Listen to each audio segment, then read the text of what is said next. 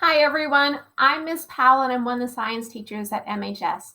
So I am here today to talk to you about how to sew on buttons. So let's go ahead and get started.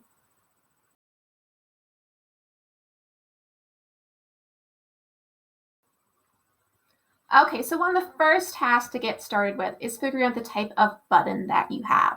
Now, usually if you're repairing an item of clothing, you already have that button. If you do lose the button from a piece of clothing, look on the inside. Sometimes the manufacturers will sew in an extra one, so that's a good little tip to keep an eye out for. Otherwise, if you lost the button and you don't have any extras, you can go to the store and try and find some that look similar. But you want to think about the different types. So here are some examples of different buttons. Obviously, there's ones that are colorful or different designs, but these are just kind of the basic styles. So this first one here has just 2 holes in the middle. So that's a 2-hole button. Then we have the 4-hole button. Okay, so it has 4 holes in a square. And then the final type is a shank button. So this will be different that if you look from the top, there are no holes that you can see. But if you look from the side, there's this part called the shank, and that's where you're going to thread your thread through in order to attach it to your clothing. So let's go ahead and work with each of these different styles.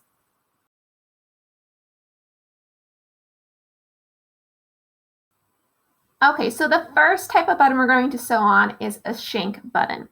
So for this one, usually you have a spot on the fabric where you want to have the button go. If it's already been there, you might need to remove the threads that remain and kind of clean it up so you have just a spot to start sewing. So what you want to do is you want to start with your threaded needle that has a knot tied at the end. And if you need help with that, look at my other video. But you're going to start with the needle and then go down through the fabric first so that your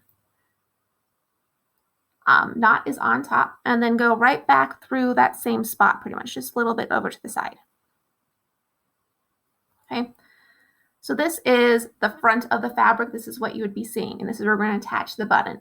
Now I know it seems a little bit odd to have the thread there with that knot, but I promise we're going to cover up with the button and it will be hidden from view. So you're going to go ahead, and what you will now do is thread the button onto the needle.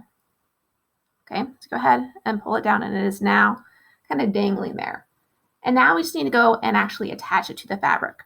So we're going to keep working back and forth. So we're going to go down and then pull our thread through tight. And when we do that, we can start to see that the button is now attached to the fabric, but it's not very well attached. It's kind of flopping around a lot. And there's only a little bit of thread holding it in place there. So we want to strengthen that connection so that it doesn't pull out when you go to use it a couple times. So we're just going to keep going back through that shank. So we're going to go up through our fabric, trying to stay in that same general area. Pull our needle through. Go through the shank, through that hole. And then we're going to go down on the other side. Okay, so we're wrapping around that shank each time. And you want to do this a couple of times so that you have a nice, secure connection. I would recommend probably 4 or 5 times, whatever seems good to you. You can also look at the other buttons, kind of make sure that you're matching what it looks like, that you have a similar amount. And you're just going to kind of keep going back and forth. So we go up through the hole of the button, through that shank. And then we're going to go down to the other side. And again, we're trying to keep all of those stitches really close to the base of the button so that they're all being hidden pretty close. I would also recommend make sure you pick a thread that closely matches the fabric. I am using white thread here today just because I want it to show up a little bit better on the video. So go through the hole of the button and down, and we'll do one more quick stitch through that. So we're going to go up through the hole and then back down. Okay, so already you can see how much more sturdy that button is. It's not flopping around. And if you look from the side, you can see how it's nicely attached to the fabric. So the final thing we have to do is to tie off our thread. So we're going to go back up, and we kind of want to keep it close to where that base of the button is. And now we want to go ahead and tie a knot. So again, if you need help with this, check out my first video. But we're going to make a loop with our fingers, pull the needle through, and then we want to work to get as close as possible to the fabric. So I kind of like holding it with my fingers and pulling on the thread with the other hand. You want to do that a couple times, trying to get that knot in the same location so that it gets nice and big. That way then it won't pull out as easily.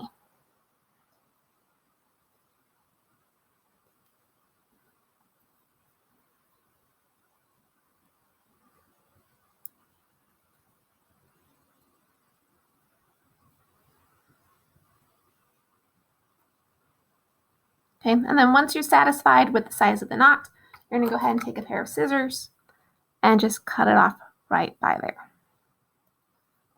Okay, so if we look at one side, we see just the button. We don't see any of the threads. That's what it looks like from the side with the stem button. And then in the back, looks still pretty nice and neat and tidy. So that is how to sew on a shank button.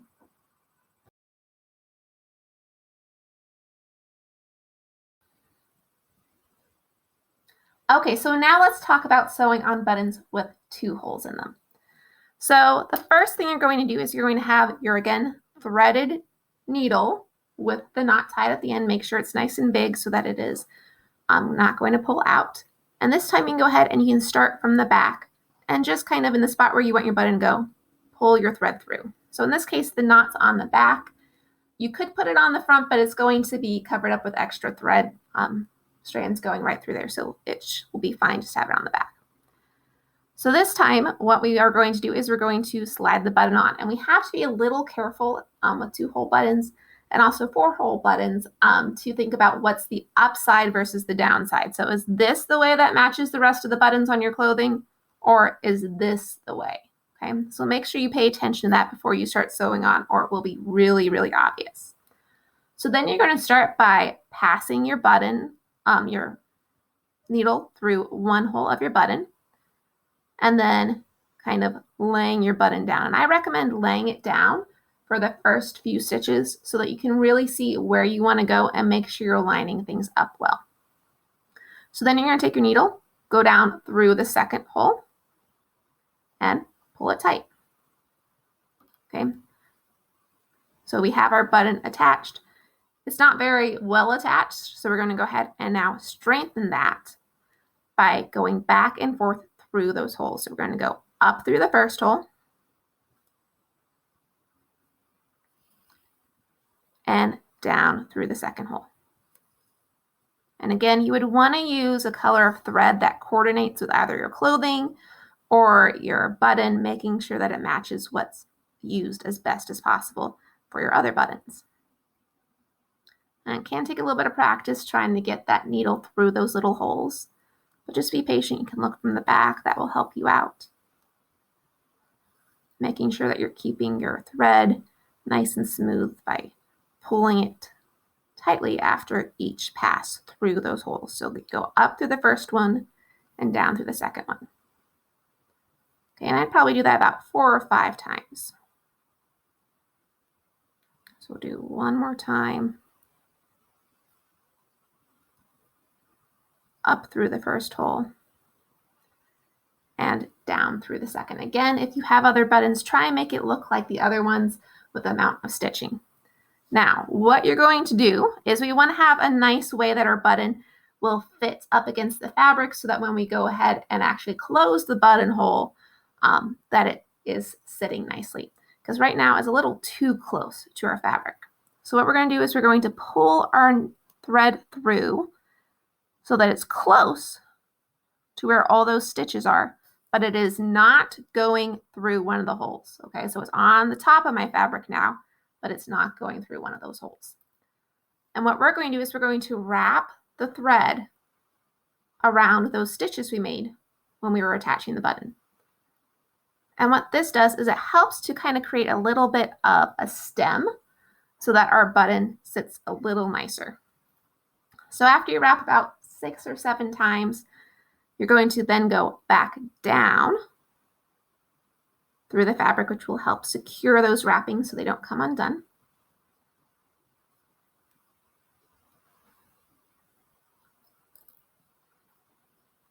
And then we can go ahead and tie off our thread.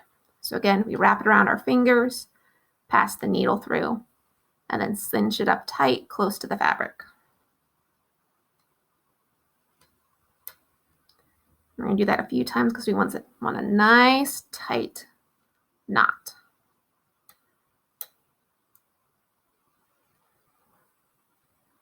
And we'll do one more just for good measure.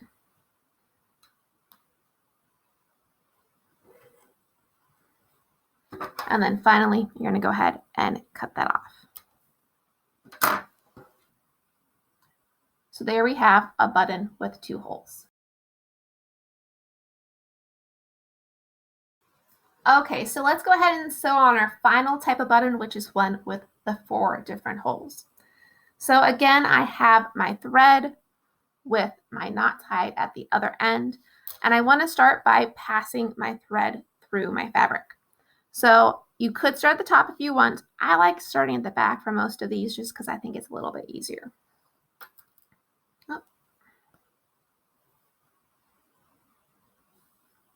So we pull our thread through, and then we're going to slide our button over our needle and down to the fabric. Now, before we do our first stitch, it is important that you look at the other buttons on your piece of clothing to figure out the pattern of the stitches they use. So are they 2 parallel lines or are they crossed like an X? Whatever you want to do, you want to go ahead and make sure you're matching that pattern. Now, if there isn't another button on your piece of clothing, I like the X form a little bit better. I think it just looks a little bit tidier. So you're going to go ahead and hold your button down.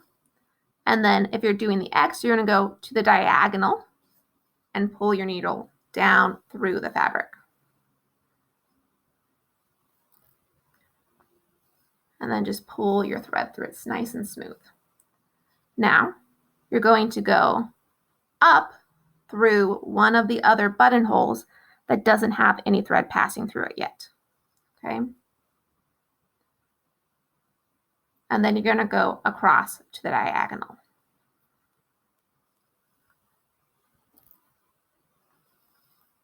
Okay, so that gives you the basic X pattern, and you're just going to want to strengthen that by going over that a few more times. Now, in order to keep things looking nice and neat, I recommend using the same order of holes for going up and down. So I'm going to come up this hole, go down that one, come up this one, and go down that one. And that's just going to help the back of my fabric stay a little bit neater, prevent things from kind of getting tangled up as much. And I'm going to go over this a few times. Since I do have the 4 different holes and I'm making that X, this will be a little bit sturdier without having to repeat the stitches as many times. We're going to go down through the back, getting kind of push until you feel where that hole is in the button. Before you get all the way through, make sure it's coming up where you want it to. And then we're going to go down through the next one. Okay. So I've only repeated that X twice, and you can already tell it looks pretty similar to the 2-hole button that I went through a bunch of times. So I'm going to do one more time, repeating that X. So up and down on the diagonal, and then coming over to the other diagonal, going up and down. Okay. And again, you want to match it so it looks like the other buttons as much as possible. If they have more stitches, do a few more so that it matches and it blends in. So again, just like the 2-hole button where we create that little stem, we want to do that with the 4-hole button. So our thread is currently on the back of our fabric. We want to go ahead and bring it up to the front, but right behind the button where those stitches are. So close by right there. Okay, so I'm going to go ahead and pull my needle through. Okay, so it is not going through any holes between the button and the fabric. So now I'm going to wrap it around. So I went around about 7 times. And then I'm going to go ahead and pass my button back, or sorry, my needle back through my fabric to the back.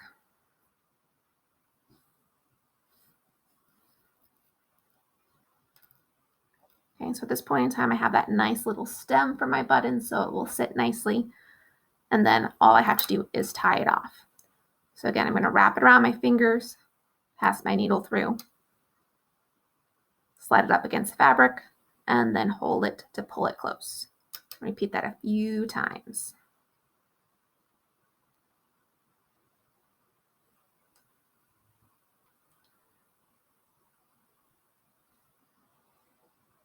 Okay, and then once you have a nice secure knot, you're then going to use your scissors to cut it off. So there you have it, a 4-hole button. Okay, so thanks for watching, everyone. I hope you enjoyed learning how to sew on 3 different types of buttons. This is a great skill to help if you have any coats or things like that, making sure they stay in good shape. So have a great day, and I'll see you later. Bye.